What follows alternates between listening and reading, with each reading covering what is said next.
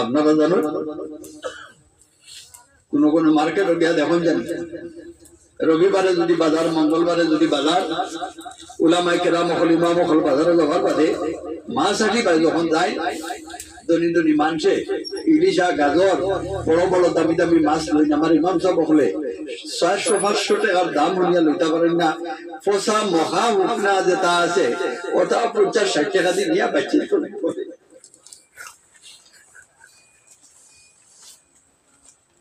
বছর আমার ইমাম সাহেব নিয়া বালা দামি মাছ করতাম। কমলার দাম যেটা আমি 60-70 টাকা হয়ে যায়, 100 টাকা হয়। কমলার দোকানের সামনে দিয়ে ইমাম সাহেব বকল যায়, সাহস হয় না এ খালি কমলা লইতা কারণ হরুতা বেমার পয়সা কমলা পায় সেই মানুষের উল্টা কমলা খায় না ভাই ইমাম সাহেব।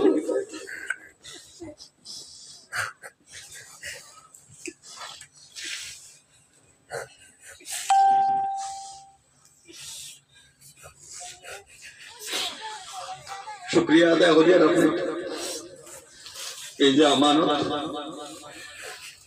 সবর করুক আল্লাহ তাবারক ওয়া তাআলা কবুল করুন। এই মেহনতর মুড়ি ধন্যওয়ালা যারা আছেন মেহনত করছেন আজকের এই কাণ্ডে প্রোগ্রাম রে কামিয়াব করবার লাগি রব্বুল আলামিনের দরবারও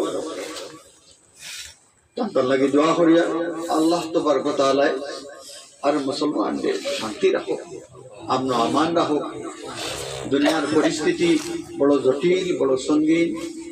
আমরা উলামায়ে কেরাম হলে কওম ও মিল্লাতরে সুন্দর করে বুঝাইয়া আমরা কওম ও মিল্লাতটারে জান্নাতমুখী কিলা করা যায় আমরা হলে নরম হিসাবে আমরা ওদিকে আগাইতাম।